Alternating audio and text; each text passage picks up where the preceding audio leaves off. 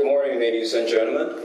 My name is Ma Ye from the 2nd Military Medical University, and I'm a postgraduate student majoring in cardiothoracic surgery in Shanghai Hospital. And today my topic is, who are we, devils or angels? October 25th, 2013. This date should be memorized. On this day, 3 doctors in Zhejiang province were stabbed by their patient, and one of them, named Wang Yunjie, was killed. This attack was the 5th of such incidents in a single week, and 7 doctors died of such vicious violence last year in China.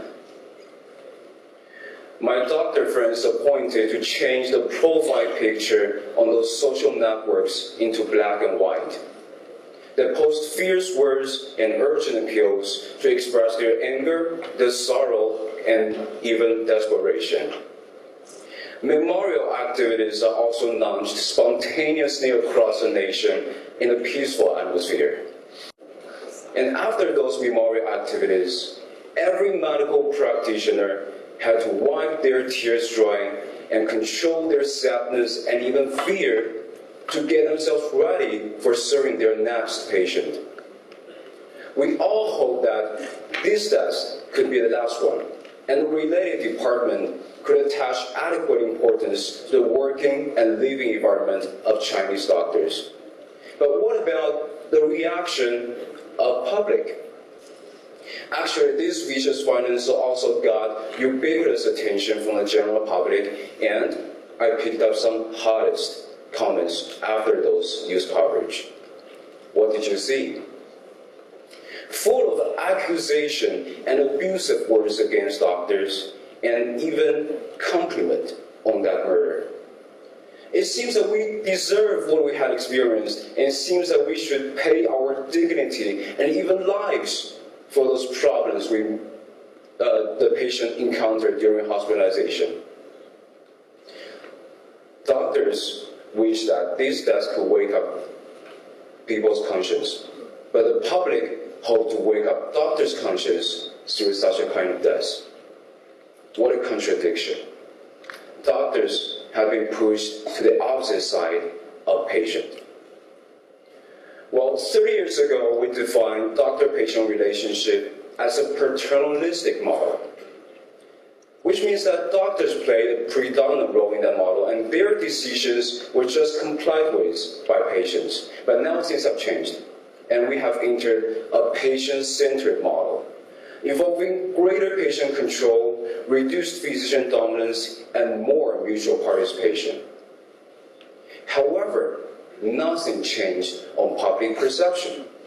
People still believe that doctors played a powerful role in healthcare activities. Plus, doctors are just a small group of people in the whole population, and everyone could be a patient. So here, mass media started to speak for patients indiscriminately. For mass media, every story involving doctor-patient conflicts could be a hit and hot story. So why don't those newspapers cover those positive things happening in the hospital? And why don't those news reports involve stories in which those thousands of people whose lives were saved? Because bad news is good news.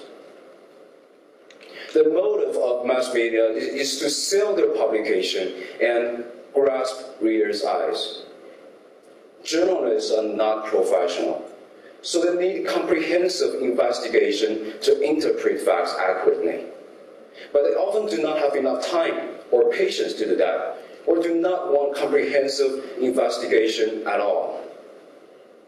They just pick up those things that could raise people's attention. So in this way, something was emphasized and exaggerated, something was missed and even concealed.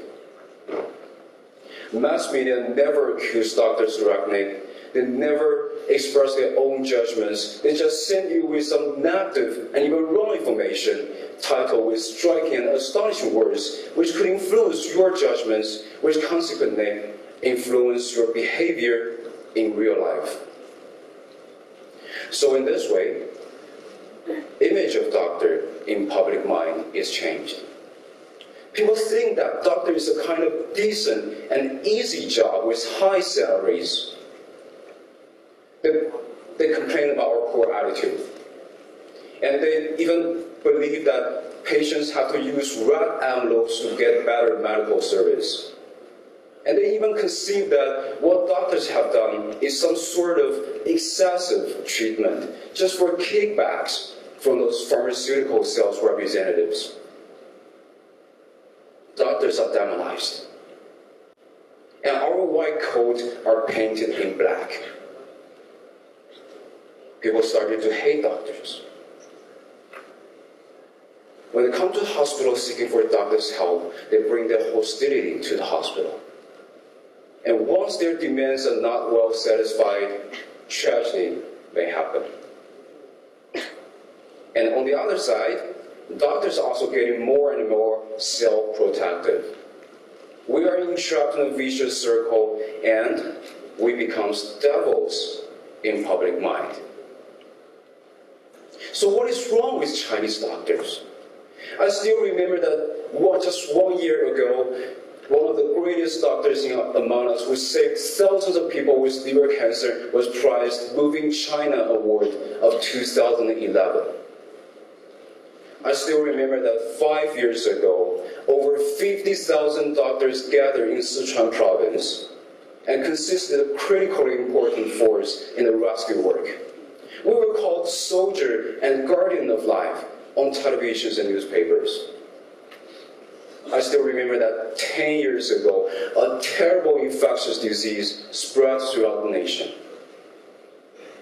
Our doctors devoted themselves and even sacrificed their lives during this battle against SARS. And we received a lot of respect from the public. And we got a very beautiful name, Angels in White. So now the question hits on me. Devils or angels, who are we then? Well, let's first think about who we are in the eyes of those people around us. First, our parents. Actually, our parents don't care about that question. They only know that you may have a bright future in such a great hospital, and they are proud of you, but you haven't made a phone call to them for a long time. Then our children. Our children don't care about that question. They only know that, oh, dad is too busy and doesn't have enough time to help them with their homework. And our friends, they don't care about that either. They only know that you're always late for parties, but if he is sick or his relatives needs a surgery, he can rely on you. Those people are the most important individuals around us. And they don't care about whether we're devils or angels at all. They're just trying to support us and understand us.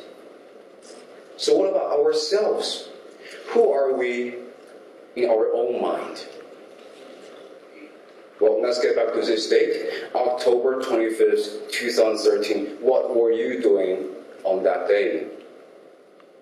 Well, for me, a resident of cardiac surgery, I woke up at 7 o'clock and arrived in the hospital at 7:30. I took 3 times of patient rounds, one by myself and 2 to follow my senior doctor. We had 2 operations that day, which means I stood in the operation room for 8 hours. And I had to send my patient to the intensive care unit after surgery.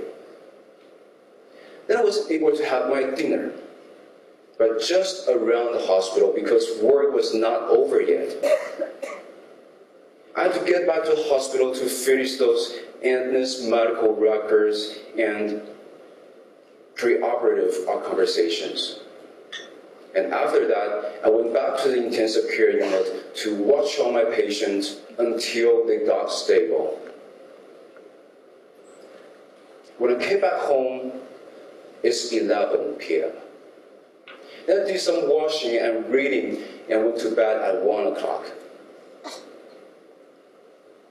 And during sleeping, I never powered off my mobile phone.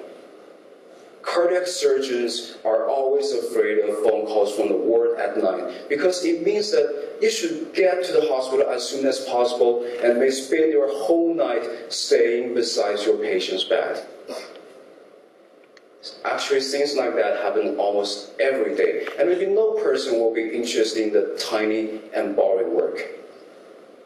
But this is our life. Besides sleeping and eating, I spent nearly 15 hours working in the hospital. And during the past half year, I've got barely no weekend. Actually, this kind of things happen to almost every doctor who is involved in the frontline clinical works. It is a tough profession. And some doctors said that if every doctor works only 8 hours a day and has 2 days off in the weekend, the whole healthcare system will collapse. This is not a joke or exaggeration or something. This is the truth. So who are we? We're neither devils nor angels. Those things only exist in the prescription from mass media and imagination of general public. Niccolo Machiavelli said that everyone sees what you appear to be. Few really know what you are. So who knows us best? I think the answer is ourselves. First, we're human, then we're doctors. We may also feel tired sometimes of those endless operations and unstable patients. We complain about our low salaries and always excessive workloads. And we also had ever thought about giving up and even changing our career. And we need more time to stay with our family. But think about those patients who come here for our help from thousands of miles away. Think about the patients lying on the bed who are still on the threat of life. Think about the smile on the face when a patient was discharged from the hospital with disease being healed. Think about your dreams at the very first beginning. That is the thing that urges us to stick in those tiny and boring work.